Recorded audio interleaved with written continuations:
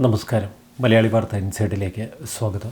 വ്യാജ LSD കേസിൽ കുറ്റാരോപിതയായ ചാലക്കുടിയിലെ ബ്യൂട്ടി പാർലർ ഉടമ ഷീല സണ്ണിയെ നമുക്കൊക്കെ ഓർമ്മയുണ്ട്. തൻ്റെ നിരപരാധിത്വം തെളിയിക്കണമെന്നാവശ്യപ്പെട്ട് ഷീല സണ്ണി ഹൈക്കോടതിയെ സമീപിച്ചിരുന്നു. തുടർന്ന് ഷീല സണ്ണിയുടെ ഈ കേസ് അന്വേഷിക്കാൻ കേരള പോലീസിനോട് ഹൈക്കോടതി നിർദ്ദേശിച്ചു. അതിൻ്റെ തുടർച്ചയായി ഷീല സണ്ണിയെ മൊഴിയെടുപ്പിനായി ഇക്കഴിഞ്ഞ ദിവസം അന്വേഷണ ഉദ്യോഗസ്ഥർ വിളിപ്പിച്ചു വരുത്തി. കേസിൽ ശക്തമായ അന്വേഷണം ആരംഭിച്ചുവെന്നാണ് അന്വേഷണ സംഘം പറയുന്നത്. വ്യാജ LSD കേസിൽ ഷീല സണ്ണിയെ കുടുക്കിയ മുഖ്യപ്രതി നാരായണദാസ് ഇപ്പോൾ ഒളിവിലാണ്. നേരത്തെ നാരായണദാസ് ഒരു ജാമ്യാപേക്ഷ നൽകിയിരുന്നു സുപ്രീം കോടതിയിൽ. സുപ്രീം കോടതി ജാമ്യാപേക്ഷ നിരസിച്ചതോടെ ചോദ്യം ചെയ്യലിന് അന്വേഷണ ഉദ്യോഗസ്ഥരുടെ മുന്നിൽ ഹാജരാകാൻ സുപ്രീം കോടതിയും നാരായണദാസിനോട് ആവശ്യപ്പെട്ടിരുന്നു. കോടതി നിർദ്ദേശിച്ച സമയപരിധി പിന്നിട്ടിട്ടും ഇതുവരെ അന്വേഷണ സംഘത്തിന് മുന്നിൽ ചോദ്യം ചെയ്യലിന് നാരായണദാസ് ഹാജരായിട്ടില്ല. ഷീല സണ്ണിയെ ആദ്യം കസ്റ്റഡിയിലെടുത്ത എക്സൈസ് റേഞ്ച് ഇൻസ്പെക്ടറായിരുന്ന സതീശൻ്റെ മൊഴി രേഖപ്പെടുത്തിയിട്ടുണ്ട്. ഷീലയുടെ സ്കൂട്ടറിൽ ലഹരി പദാർത്ഥം സൂക്ഷിച്ചിട്ടുണ്ട് എന്ന് ആരോ തങ്ങളെ ഫോണിൽ വിളിച്ചറിയിച്ചുവെന്നാണ് സതീശൻ്റെ മൊഴി. തുടർന്ന് താൻ സംഭവ സ്ഥലത്തെത്തി സ്കൂട്ടർ പരിശോധിച്ചു. അളവിൽ കൂടുതൽ ലഹരി പദാർത്ഥമുള്ളതുകൊണ്ട് ഉന്നത ഉദ്യോഗസ്ഥരെ വിവരമറിയിച്ചു. എന്നാൽ നമ്മൾ നടുങ്ങിപ്പോകുന്നത് മൂത്ത മകൻ സംഗീതിനെ ചോദ്യം ചെയ്യലിന് അന്വേഷണ സംഘം വിളിപ്പിച്ചിട്ടും അയാൾ അവിടെ എത്തിയില്ല. മൂത്ത മകൻ സംഗീതിൻ്റെ മൊബൈൽ ഫോൺ സ്വിച്ച് ഓഫ് ചെയ്ത നിലയിലാണ്.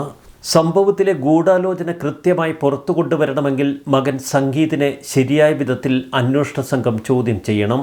സംഗീതിൻ്റെ ഭാര്യ സഹോദരിയുടെ നിർദ്ദേശമനുസരിച്ചാണ് നാരായണദാസ് ഇത്തരമൊരു പ്രവൃത്തി ചെയ്തത് എന്ന് പോലീസ് വിശ്വസിക്കുന്നു.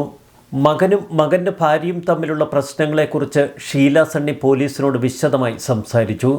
മകൻ്റെ ഭാര്യയുമായി ഒരഭിപ്രായ വ്യത്യാസമുണ്ടായ നിലയ്ക്ക് അമ്മായിയമ്മയെ ഒരു ലഹരി കേസിൽ കൊടുക്കാൻ മരുമക്കൾ ശ്രമിക്കുമോ? കേസ് കാരണം തൻ്റെ ജീവിതം തകർന്നുപോയി എന്നാണ് ഷീല സണ്ണി പറഞ്ഞത്. 72 ലക്ഷം രൂപ നഷ്ടപരിഹാരം ആവശ്യപ്പെട്ട് കോടതിയെ സമീപിച്ചിട്ടുണ്ട്. കേസ് കാരണം എൻ്റെ ജീവിതം തകർന്നു. ബ്യൂട്ടി പാർലറിലെ വരുമാനം കൊണ്ടാണ് ജീവിച്ചത്. അതൊക്കെ പൂർണ്ണമായി തകർന്നുപോയി. കേസിൽ എൻ്റെ നിരപരാധിത്വം തെളിഞ്ഞിട്ടും ബന്ധുക്കളായ പലരും ഇപ്പോഴും തന്നെ സംശയത്തോടെ കാണുന്നുവെന്ന് ഷീല സണ്ണി പറയുന്നു. മനുഷ്യ മനസ്സാക്ഷിയെ നടുക്കുന്ന കൊടുക്രൂരതയാണ് ഷീല സണ്ണി എന്ന വീട്ടമ്മയോട് സ്വന്തം മകൻ്റെ ഭാര്യ സഹോദരി അടക്കം കാട്ടിയത്. ഇത്തരമൊരു ക്രൂരകൃത്യത്തിന് മകൻ്റെയും ഭാര്യയുടെയും ഇടപെടലുണ്ടായിരുന്നു എന്നുകൂടി തെളിയേണ്ടതുണ്ട്. അതുകൊണ്ട് തന്നെ അന്വേഷണ സംഘത്തിൻ്റെ ചോദ്യം ചെയ്യലിൽ മകൻ ഹാജരാകണം. 2023 മാർച്ച് 27 അന്നാണ് ഷീല സണ്ണിയുടെ ജീവിതം കീഴ്മേൽ മറിഞ്ഞത്.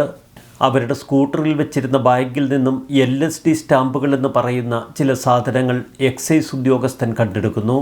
പിന്നീട് നടത്തിയ രാസപരിശോധനയിൽ അത് വ്യാജ ലഹരി പദാർത്ഥമെന്ന് കണ്ടെത്തിയിരുന്നു. എന്നിട്ടും കേസ് പിടിച്ച എക്സൈസ് ഉദ്യോഗസ്ഥൻ അത് സമർത്ഥമായി മറച്ചുവെച്ചു.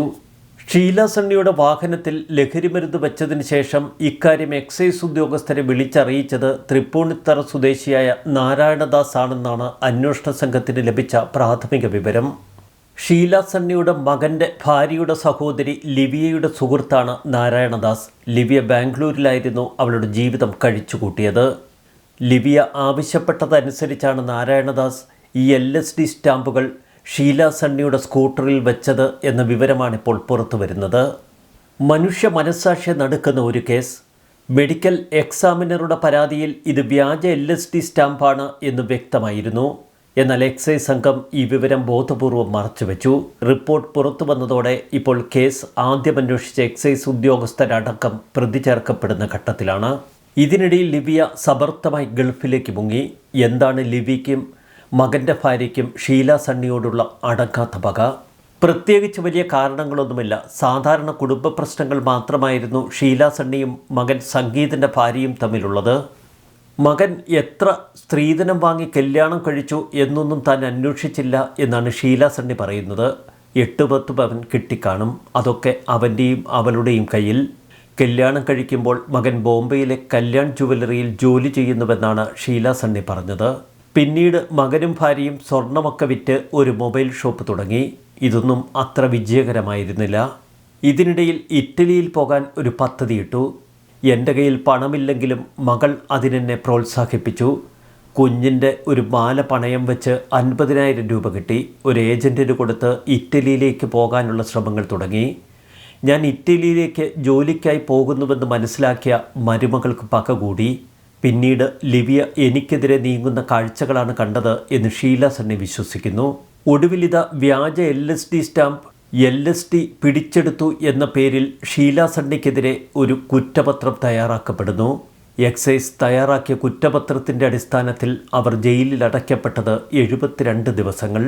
ജയിലിലേക്ക് അവർ നടന്നു ചെല്ലുമ്പോൾ അവിടെ മയക്കുമരുന്ന് ഇടപാടുകളിൽപ്പെട്ട മറ്റു ചില ചെറുപ്പക്കാർ അവരോട് തൻ്റെ ദുരന്ത കഥയൊക്കെ പറഞ്ഞു. LSD എന്നും കൃത്യമായി പറയാൻ അവർക്കറിയില്ല. LDS എന്നൊക്കെയാണ് അവരോട് പറഞ്ഞത്. അയ്യോ, ഇത് ഗൗരവമുള്ള കേസാണ് എന്ന് അവിടെയുണ്ടായിരുന്ന സഹതടവുകാർ. LSD ഒക്കെ കിട്ടണമെങ്കിൽ ബാംഗ്ലൂർ ബന്ധം വേണമല്ലോ എന്നവർ പറഞ്ഞു. അപ്പോഴാണ് ഷീല സണ്ണിയുടെ മനസ്സിലേക്ക് ഓടിയെത്തിയത് മരുമകളുടെ സഹോദരി ബാംഗ്ലൂരിലാണല്ലോ എന്ന്. ഷീല സണ്ണി ജയിലിലടയ്ക്കപ്പെട്ടപ്പോൾ മകൾ ജയിലിലേക്ക് ഓടിച്ചെന്നു. ഒപ്പം മരുമകനും. ഇരുവരും പൊട്ടിക്കരയുകയായിരുന്നു.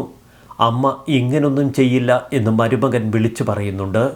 വക്കീൽ ഫീസ് കൊടുക്കാനോ ഒരു വക്കീലിനെ നിയോഗിക്കാൻ പോലുമോ ഷീല സണ്ണിയുടെ കയ്യിൽ പണമില്ല. മകളുടെ മാല വിറ്റ് മരുമകൻ തന്നെയാണ് പിന്നീട് വക്കീലിനെ ഏർപ്പാട് ചെയ്തത്. മരുമകൻ ഓടി നടന്ന് എല്ലാ കാര്യവും നോക്കിയെന്ന് ഷീല സണ്ണി പറയുന്നു. ആ സ്കൂട്ടറിരുന്ന പ്രദേശത്തെ CCTV അടക്കമുള്ള തെളിവുകൾ ശേഖരിച്ചത് മരുമകനാണ്.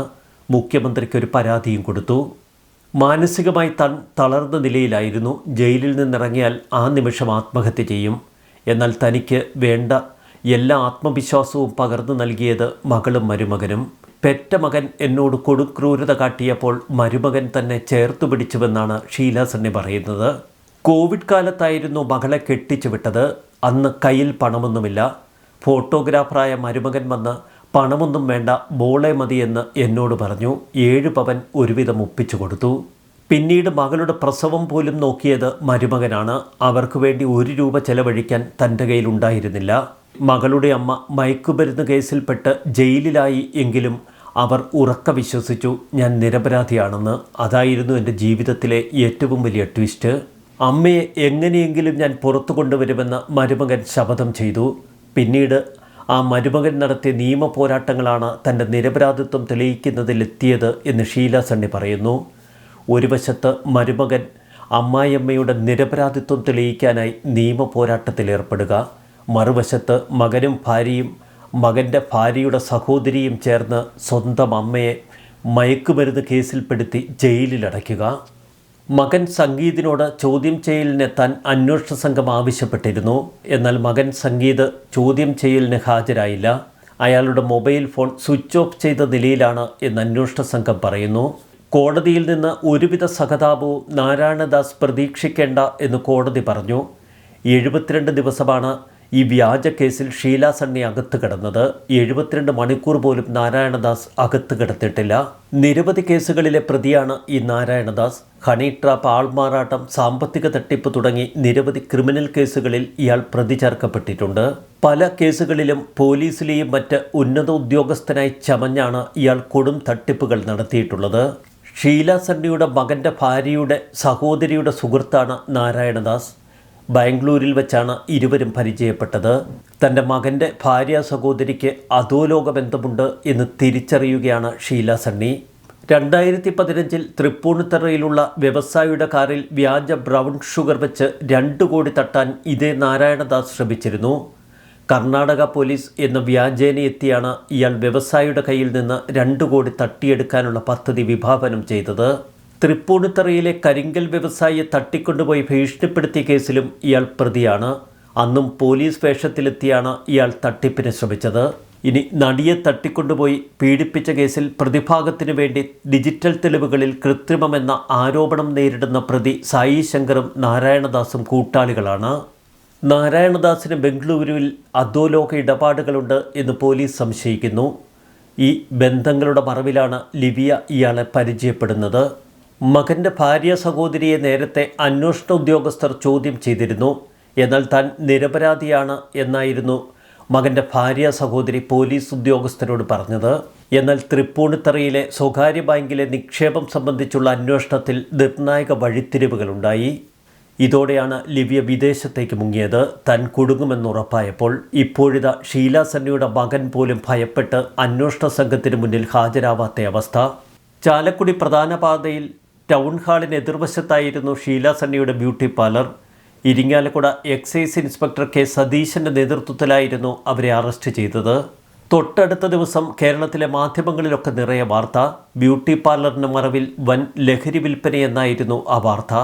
പാർലറിലേക്ക് എത്തുന്ന യുവതികളെ ലക്ഷ്യമിട്ടാണ് ഇത്തരമൊരു വലിയ മാഫിയ പ്രവർത്തിക്കുന്നത് എന്നൊക്കെ അന്ന് എക്സൈസ് വിശദീകരിച്ചിരുന്നു.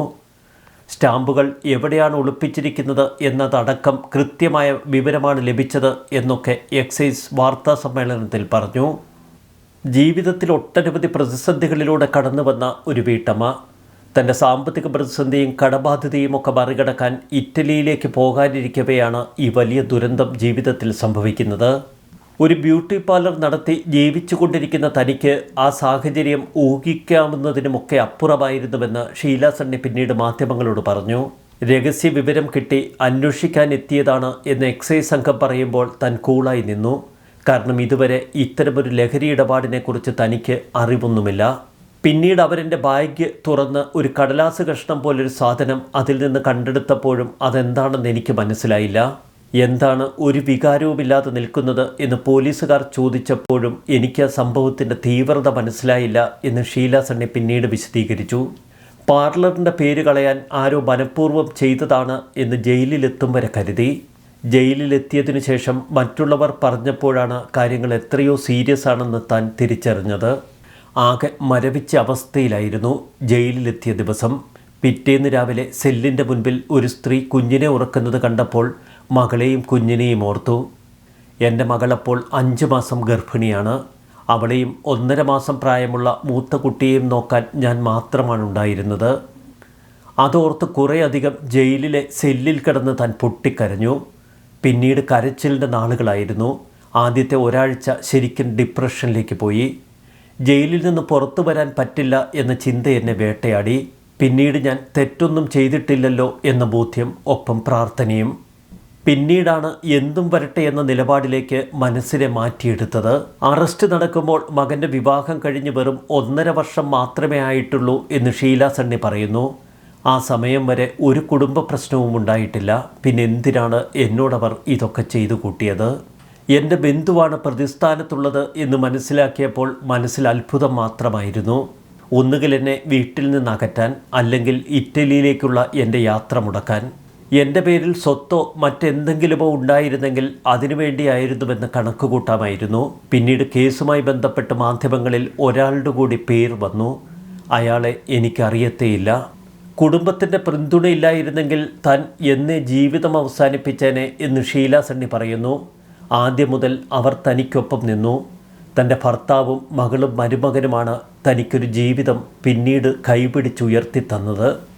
വ്യാജ LSD ആണ് എന്ന് ടെസ്റ്റിലൂടെ തിരിച്ചറിഞ്ഞപ്പോൾ അതങ്ങനെ തന്നെ ആകുമെന്ന് ഞങ്ങൾക്കറിയാമായിരുന്നുവെന്ന് എൻ്റെ നാട്ടുകാർ പറഞ്ഞു. ഞങ്ങൾ കാശ് കൊടുത്ത് കേസ് അട്ടിമറിച്ചതാണ് എന്ന് മറ്റു ചിലർ പരിഹസിച്ചു. കേസ് നടത്താൻ പോലും പണമില്ലാത്ത ഞങ്ങൾ എങ്ങനെ കേസ് അട്ടിമറിക്കുമെന്ന് ഷീല സണ്ണി ചോദിക്കുന്നു.